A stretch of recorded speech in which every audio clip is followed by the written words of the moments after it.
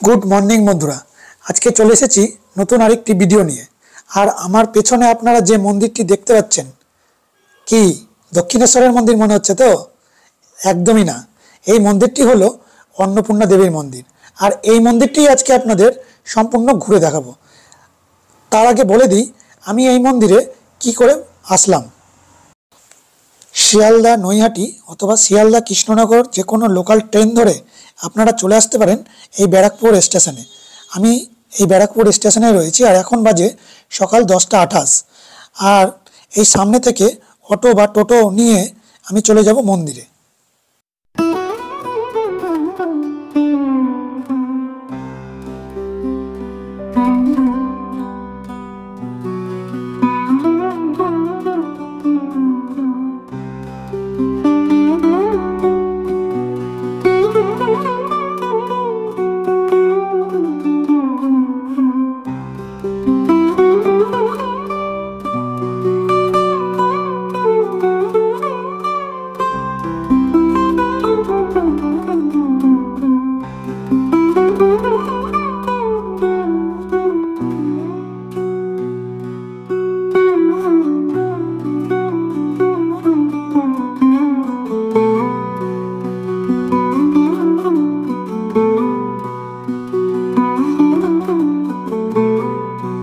মন্দিরের সমস্ত জায়গা ছিল রানী রাসমণির কনিষ্ঠ কন্যা জগদম্বা দেবীর 4 পুত্রের নামে।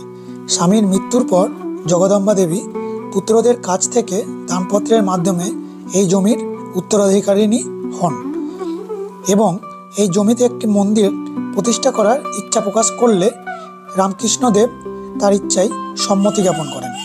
1875 সালের 12ই এপ্রিল চৈত্র সংক্রান্তির দিন মন্দিরে দেবীর প্রতিষ্ঠা করা হয়।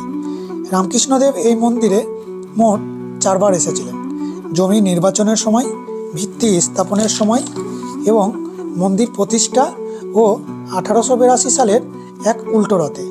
এই 4 বার রামকৃষ্ণদেব এই মন্দিরে এসেছিলেন।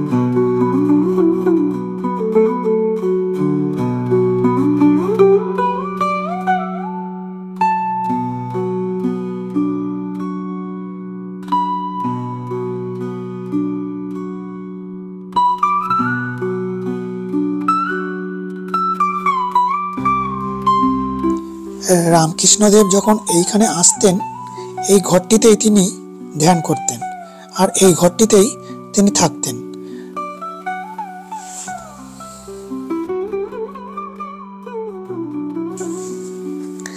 দক্ষিণেশ্বর মন্দিরের মতো এখানেও ওই 8চালা শিব মন্দিরগুলি দেখা যায়, তবে এখানে 6টি করে নয়, 3টি করে শিব মন্দির দুপাশে দৃশ্যমান।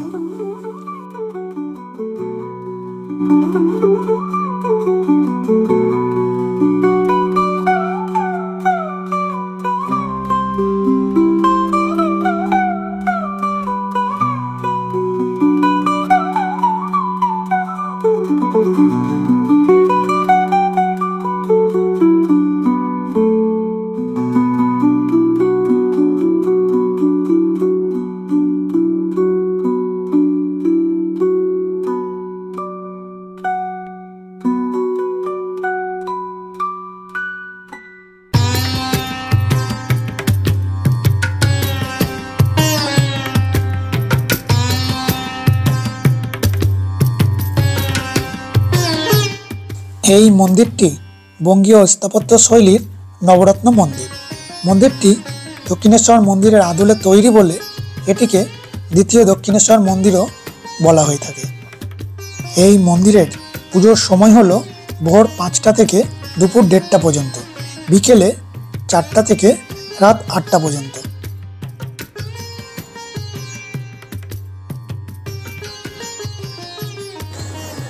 এই 6টি শিব মন্দিরের প্রতিটি আলাদা করে নাম রয়েছে। এটি কল্যাণেশ্বর মন্দির, পরেরটি হলো কাম্বেশ্বর মন্দির,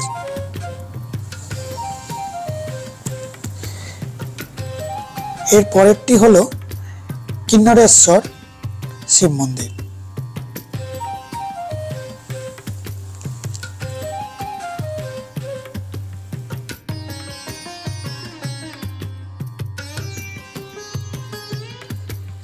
এই মন্দিরটি কেদারেশ্বর।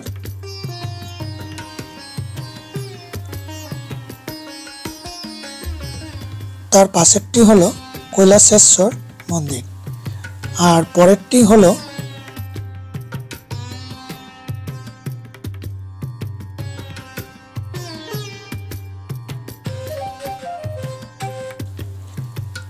এইটি হলো কপিলেশ্বর মন্দির।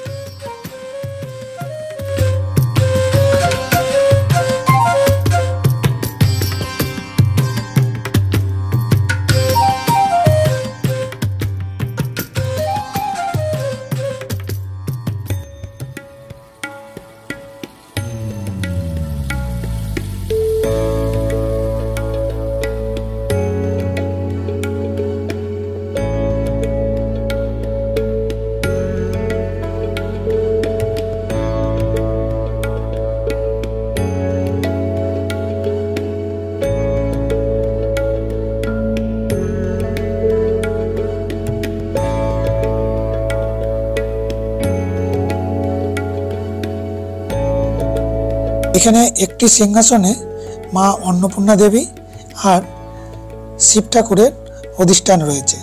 তবে অন্নপূর্ণা দেবীর মূর্তিটি অষ্টধাতু দিয়ে তৈরি, আর শিব ঠাকুরের মূর্তিটি রূপো দিয়ে তৈরি। আর যেই সিংহাসনটার উপরে দেবীর অধিষ্ঠান, সেই সিংহাসনটাও কিন্তু রূপোর তৈরি। ভক্তবৃন্দের জন্য এখানে প্রতিদিন ভোগের ব্যবস্থা করা হয়ে থাকে। তার জন্য আপনাকে কিন্তু 120 টাকা কুপন নিতে হবে। ভোগ বিতরণের সময় দুপুর 1:30। এই লাইনটি কিন্তু পুজো দেওয়ার লাইন নয়, এই লাইনটি ভোগ নেওয়ার লাইন। আর এইখানেই মায়ের ভোগে কিন্তু মাছ দেওয়া হয়। বন্ধুরা, আজকের মতো ভিডিওটা এখানেই শেষ করলাম। আবার দেখা হবে পরবর্তী কোনো এক ভিডিওতে। তবে বলে রাখি, এই ভিডিওটা যদি আপনাদের ভালো লেগে থাকে তবে লাইক কমেন্ট অবশ্যই করবেন। আর যারা নতুন চ্যানেলে ভিডিও দেখছেন তারা অবশ্যই চ্যানেলটি সাবস্ক্রাইব করবেন। কেমন?